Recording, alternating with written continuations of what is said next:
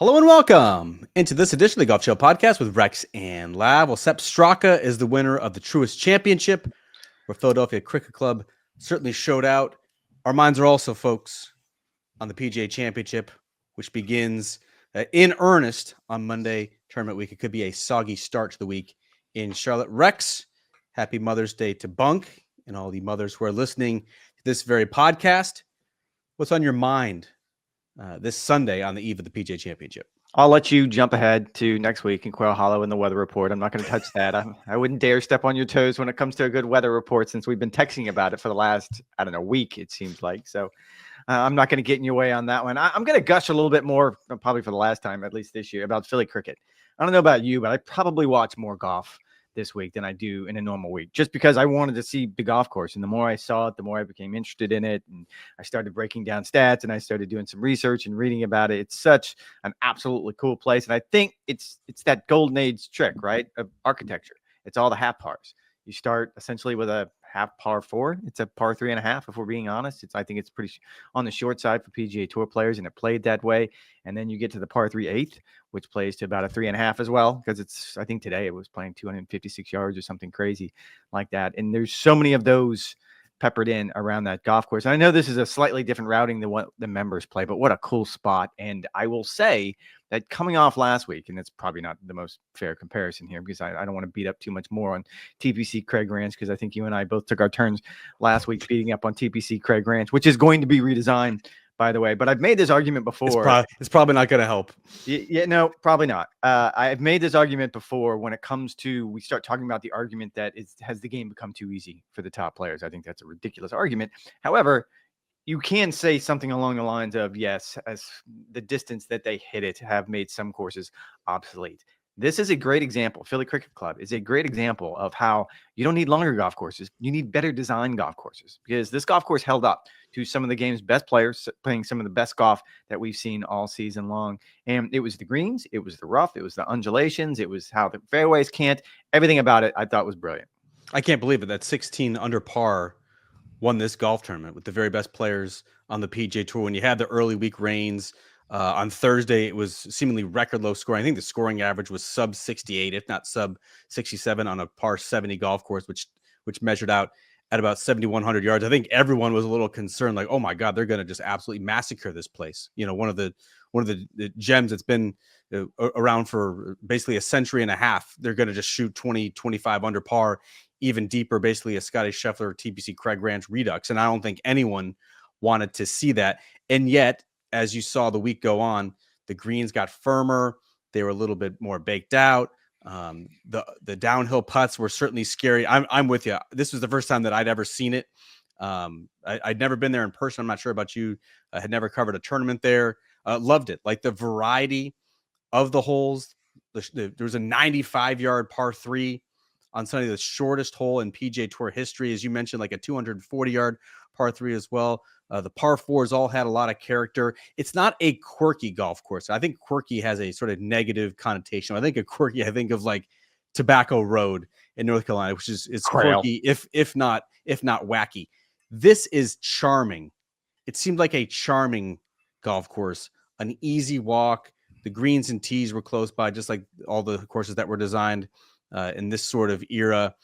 Greens have a lot of shape and contouring to them. It's not overly taxing in terms of yardage, except for a couple of the par 3s. And I think, obviously, as you saw the players come into the flash area one after another, they were asked, like, should the PGA Tour come back to this style of golf course? Do you enjoy playing this style of golf course? Should they come back to the Northeast? And I think, obviously, the answers were going to be yes. Like, we absolutely should play more golf courses like this. The question is, why don't you? The question is, how can you make that happen? Because it's not just as simple as saying, all right, Philly Cricket Club, you were a smashing success. Let's sign you up for a 10-year deal beginning in 2026. And we are not this podcast, by the way. I don't know that you and I have ever spoken uninterrupted for 5 minutes about a golf course before in the history of this podcast. That's not what we do, but I think both of us can appreciate sort of the golf nerd architecture that brought this out. And to answer your question, it's a really good question. It's the experiment that I always want to do. It's always the fun thing that I feel like is the perfect sports radio thing to do. Because if you and I went through every PGA Tour event Go to every town, and we can start here in Orlando, for example. We can start in Jacksonville, your adopted hometown. I would say TPC Sawgrass is not the best course in Jacksonville Beach, Ponte Vedra, whatever it is you want to call it. I would say Bay Hill. I would say Timuquana, which hosts Timuquana's the very PGA Tour Champions event. Pablo Creek is an amazing place. I mean, there's a lot of really good places that you can play in the Jacksonville area. Here in Orlando, my hometown, Bay Hill is not. I wouldn't put Bay Hill in my top 10. I know that's kind of disrespectful to the king, and that's nothing against Arnold Palmer. He just probably tinkered with it. It has a bit of a Frankenstein feel after all these feels of him tinkering with it. And you could probably make that argument at every PGA Tour event in every town every week. And I think the easiest answer is a lot of times the best course is not going to be the best course to host the event. And I am curious on the flip side of this, how the logistics went at Philly Cricket Club. How many people did they allow on property each day? Did they have to take a hit like the US Open did a few years ago at Marion and sort of cut attendance? Because you want to play these classic golf courses, but you can't have 60,000 people out on a tight, intimate, I think is the word you use, golf course. And so there are going to be trade-offs. And if it's going to be economic trade-offs, my guess is the tour is always going to lean into the side that, no, we want to make maximum money. We're a business. This is all about making money. But you're right. We can have this argument about almost every town, every PGA Tour event. Yeah, I think that's certainly fair. And when I get roasted for having these takes on the schedule and when the weeks could, sort of be utilized in a better fashion, I'm thinking like pie in the sky stuff, where if you were blowing up the PGA Tour, which we keep hearing, Rex, that the PGA Tour is supposed to be not just reimagining their schedule, but basically clean slating this thing, that the PGA Tour of the future is not supposed to look like the PGA Tour of the past. And if you were building a PGA Tour sort of from scratch with a blank slate, I think you would first look at location and making sure that you are satisfying parts of the country that are golf starved. Say what you want about Live Golf, and I don't think Live Golf goes to the best venues, but at least when it comes to their domestic U.S. stops, whether it's Miami or DC or Dallas, they had the Vegas stop. Like they're at least Chicago for the team championship. Like they're at least going to spots in the country that make sense. They're not going to the best golf courses in those cities, but at least the location makes sense that you could get a turnout. And so if you're the PGA Tour, I think that is one of the most important aspects, is making sure you are going to the Northeast. Make sure you're going to Philadelphia. Make sure you're checking a box with New York City or Boston or Chicago. I know they had the Detroit stop, but like these are obvious to me that you should be checking off, particularly in the summertime. If you were going to maximize Philly Cricket Club, Rex, it probably wouldn't be the first or second week of May. Right, like you would probably want to host do it in June or July. Yeah, I was going to say you'd probably want to host this golf tournament in July. Then you would have the rough, an opportunity to have the rough even thicker and even have more of a defense of the golf courses against the game's best player. I mean, can you imagine really firm, fiery, fast greens with thick 4 or 5 inch rough hitting into the greens? Like it would be an absolute thrill to see that on television against the game's best player. We didn't have it this week, but I still think that it held its up pretty well. But like, the dark period of the PGA Tour schedule is the late spring and the summer. And I don't think they've quite optimized that part of the schedule where there's just so many ordinary, mundane, sort of faceless events during a time of year where there's... Go ahead, name names. I mean, look, you can say what you want about the Travelers Championship. Like, should TPC River Highlands host a signature event on the PGA Tour? Probably not. I think it's a use my word earlier. It's quirky. It's a really different good golf course. River Highlands is a fantastic golf course. I wouldn't go with fantastic. I don't see that ranked anywhere inside the top 100 on any U.S. ranking. When it comes to tour golf, fine. When it comes to TPCs, I'd probably put it inside the top 5 of TPCs. Like it's a good enough golf course, and I'm saying Travelers is a good enough sponsor. Now we can sit here and argue, is Hartford the place you want to go to have one of your biggest events? Probably not. There's a reason why the Whalers aren't there anymore. All right, how about that poll? well done. But I'm thinking of like the 3Ms and the John Deeres and the Rocket Mortgages of the world. We've talked about putting some West Coast venues. I think that makes more sense in June than where it's currently positioned on the PGA Tour schedule. If you're going to go to the Northeast, having that in the summer as well makes a lot of sense. It all goes hand to hand, right, Rex? Like you need the location and you also need the golf course. But I think this was a perfect indication to get back to the Truist Championship, that venues matter to the fans, and it matters to who's going to turn out, but also matters to the players. They want to be tested. They want to have good showcases of golf as well, and which is why I think this was such a smashing success.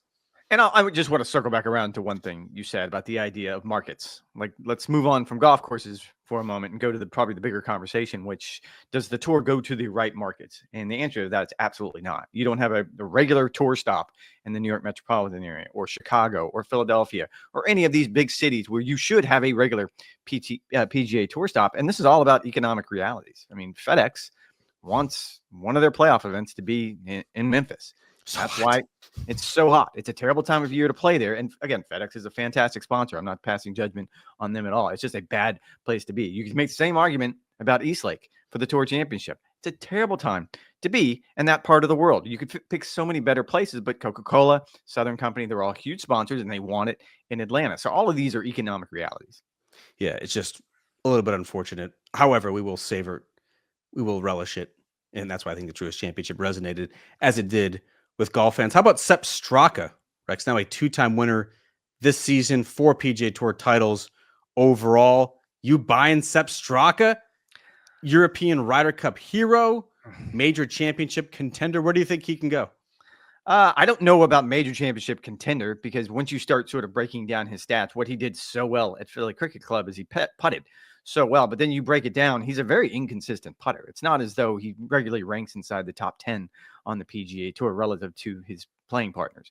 However, when he's on, and I was at the American Express and I had to go back and look at the stats and look at what he did there. And it was a very similar formula. When he's putting well, he strikes the ball plenty well enough to contend on any golf course, because no one's ever going to confuse any of those golf courses out in the Coachella Valley for Philly Cricket Club. And he's also won down in South Florida, the PGA National. I will be curious, because he has had a little bit of success at Quail Hollow. I'm not quite sure I would immediately plop him on any list that we're going to come up with for next Wednesday's podcast as we get closer to the PGA Championship. But certainly he is the type of player that, yes, Luke Donald knows he has a trump card when it comes to not just Sepp Straka, but so many other players just fill those roles so well that you wouldn't necessarily think that, oh, they're going to be at the top of the marquee. It's going to be him and Rory and Shane Lowry and all the all the European heroes. That's not the case at all. He's just a really good role player.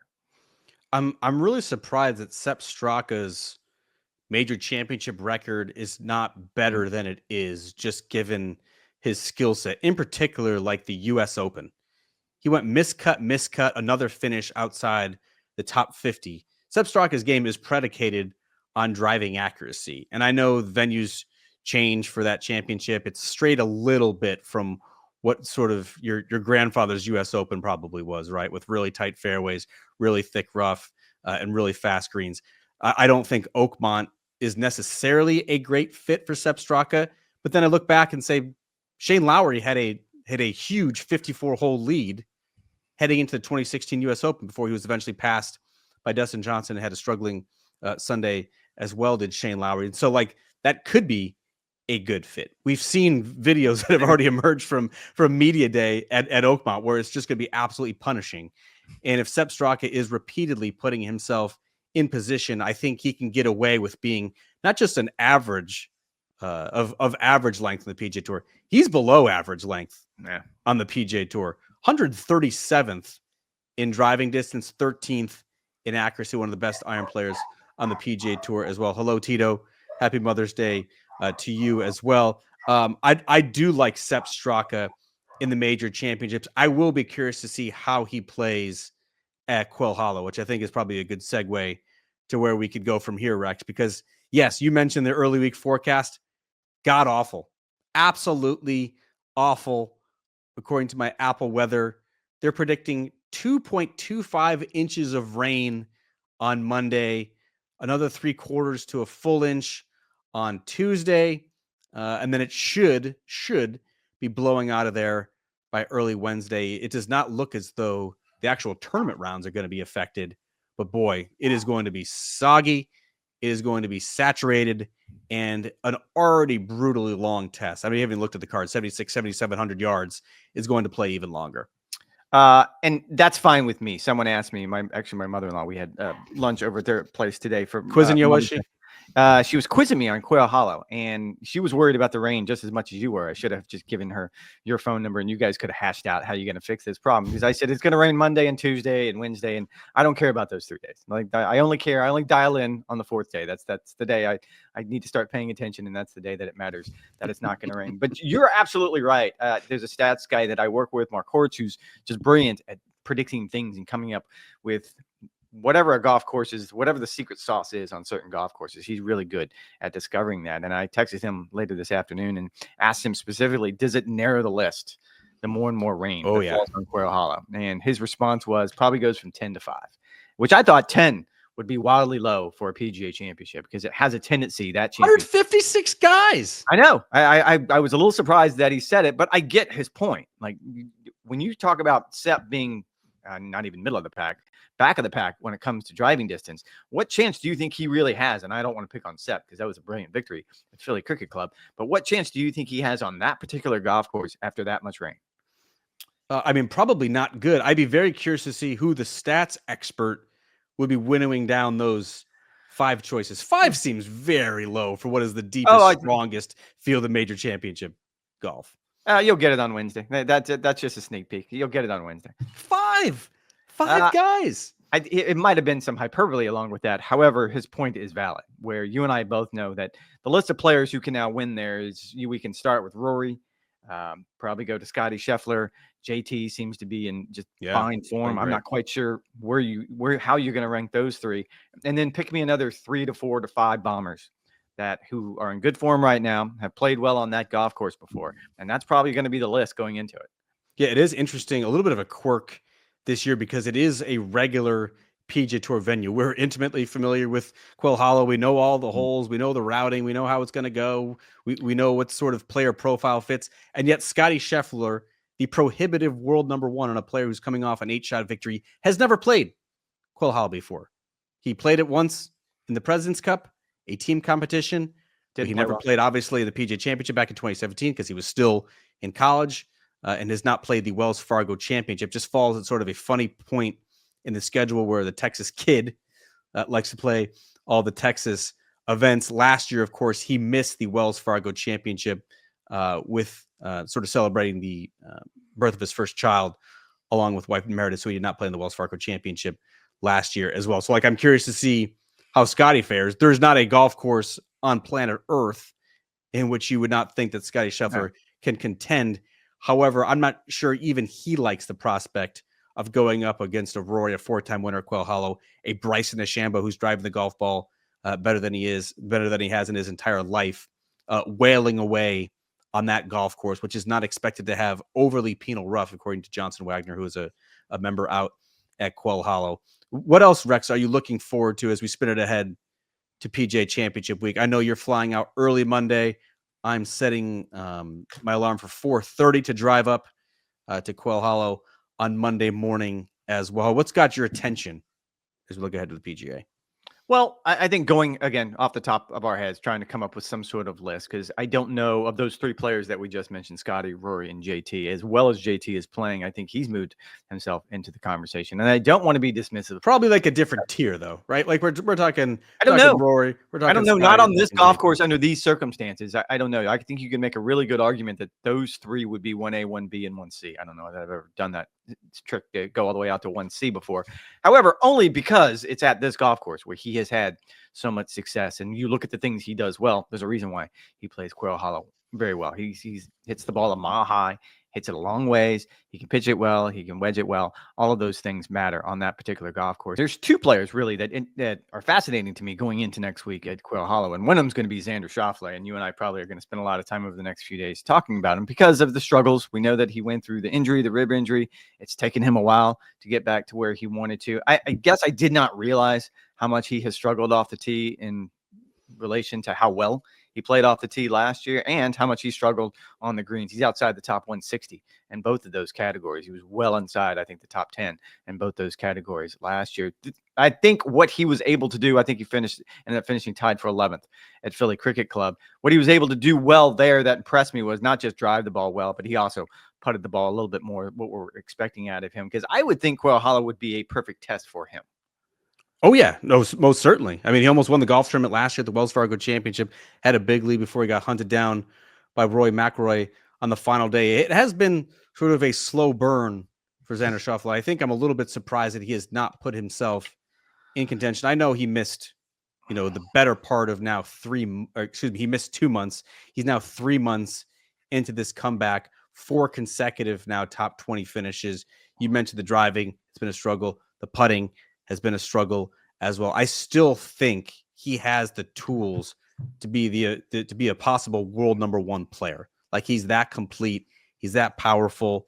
Now he has enough big game experience and enough validation to get across the line.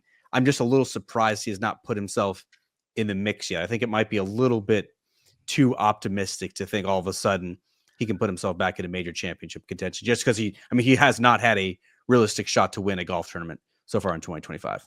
And that's fair. However, I'm not going to be under the mindset that Xander's struggling and he's going to struggle until he proves us otherwise. I think I have a little bit more confidence in his game, not just what he did last year, but I mean, you of all people camped on him for every major championship for the best part of 5 years. So for him to break through and did what he did last year, I think this all goes to you're a little dismissive on the injury. I think there. I don't think you can be.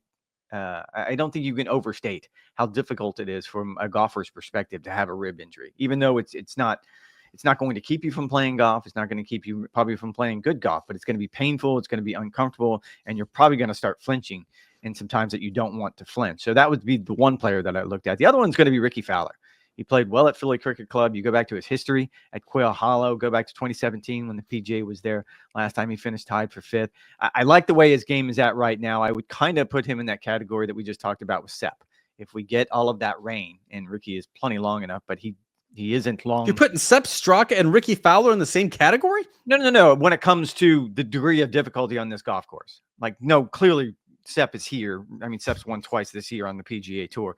But when it comes to the one thing you have to do well there, which is drive the ball and drive it a really long ways, Rickie's long, but he's not that long anymore. I mean, story 1, A, B, C, D, E, and F next week is Rory McIlroy. And whether he can check off a 6th major championship. All of those things? His 2nd in a row. Yes, he is 1 A through F. What about Jordan Spieth? You're not going to put Jordan Spieth in F? Come on. I think Jordan Spieth, when he saw that weather forecast, was probably like a lot of players. If Hortzy is narrowing the field from 10 possible winners to 5, Jordan Spieth will not make the cut, unfortunately, just because of the distance and the inaccuracy that he has coming into those greens, those distances from really thick, juicy, wet, rough. It is not a recipe for success as it relates to Jordan Spieth. For Rory, I mean, I didn't take anything necessarily definitive away from how he played at Philly Cricket Club. He was still hammering the ball. We knew that was going to be his strategy going in. We talked about that on the Wednesday podcast. He was just going to take driver everywhere. He said it was very similar to how he played in Houston, where when he was just swinging with reckless abandon with the driver, he really struggled with his driving accuracy and just sort of seeing his lines. He's looking forward to getting on a golf course like Quail Hollow, a little bit more tree lined, that also has sort of the defined landing spots. It's very generous in spots. It's going to be even more generous, obviously, with all of the rainfall as well. I think Rory did everything he wanted to do this week from a physical standpoint. Now it's just about sharpening the mental tools, probably being a little bit tighter with his approach play as well. He struggled a couple days with that at Philly Cricket Club. But again, the clubs that he's hitting into the greens at Philly Cricket Club, a lot of wedges based on how he was driving the golf ball. He's not going to have that scenario at the PGA Championship.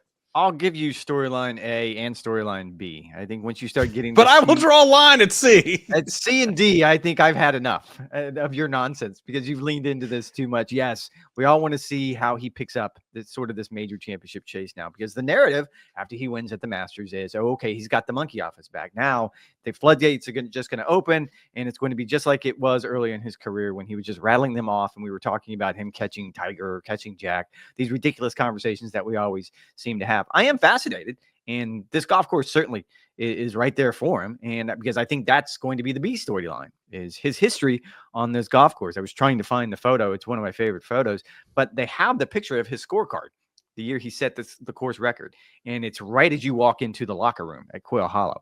And if you're 155 other players And I think the line on this oversized scorecard is, if you're wondering what the course record is, this is it. The first tee is that way.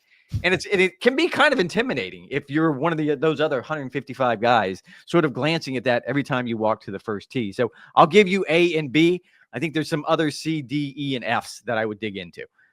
Namely Scotty Scheffler, the world number one. Scotty Scheffler, Justin Thomas, Jordan Spieth. 8-shot victory at the GOAT track that is TPC Craig Ranch. We're going to get into many more of the players on Wednesday. We do a full preview edition. This was just a sneak preview, folks. What we're going to be doing. We're going to have our ear to the ground. We're going to have our boots on the ground. We're going to be pounding the pavement for scoops, trying to bring you guys all the latest information on Wednesday. Rex, what are your duties as it pertains to the PGA Championship and what you have to offer the people? I'm taking a flight because I live in 2025, and that's what people in 2025 do. They take flights to other cities, apparently. And not you. You decide that it's best to go ahead and drive. So I'm going to take a very early flight. I'm actually getting up an hour before you. I have to wake up at 3:30. So thank goodness we were able to knock this out earlier. I think both you and I have a litany of duties when it comes to next week. I believe you're sitting on the desk a few days, and you and I will not be doing our song and dance for the early show because of that. I don't appreciate that. I feel like they're robbing the public of what the public really wants to see. And that thing. But I'll be reporting Monday, Tuesday, and Wednesday, and then late live with my man T-Lou at night.